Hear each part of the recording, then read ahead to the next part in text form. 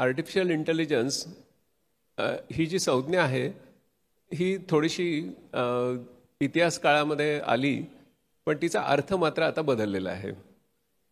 तर थोडक्यात मी तुम्हाला तो सांगणार आहे.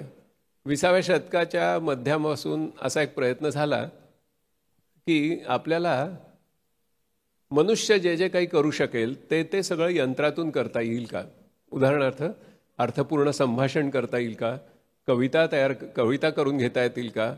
इतकंच नव्हे तर माणसं ज्या ज्या अतिशय गुंतागुंतीच्या गोष्टी करतात त्यातली सर्वात गुंतागुंतीची गोष्ट कुठली, असं शास्त्रज्ञांनी विचार करायला सुरुवात केल्यानंतर त्यांच्या लक्षात आलं की चित्रपटाचं दिग्दर्शन करणं ही सर्वात गुंतागुंतीची गोष्ट आहे.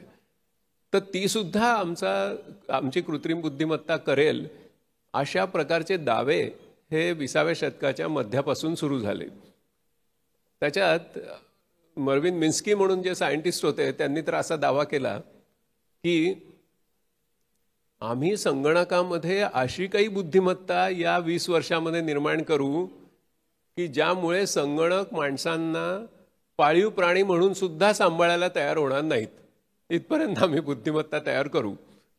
दुसरा एक दावा असा तयार केला गेला की आम्ही मनविरहित अशा सुट्ट्या भागांपासून आम्ही माणसाचं मन यंत्रामध्ये तयार करून दाखवू, असा पण एक दावा केला गेला. याच्यासाठी खूप मोठ्या प्रमाणात संशोधन केलं गेलं, त्यासाठी निधी खर्च झाला, त्याच्यावर हॉलिवूडमध्ये सिनेमे निघाले, जगामध्ये हाईप झाली, खूप काही काही गोष्टी घडल्या.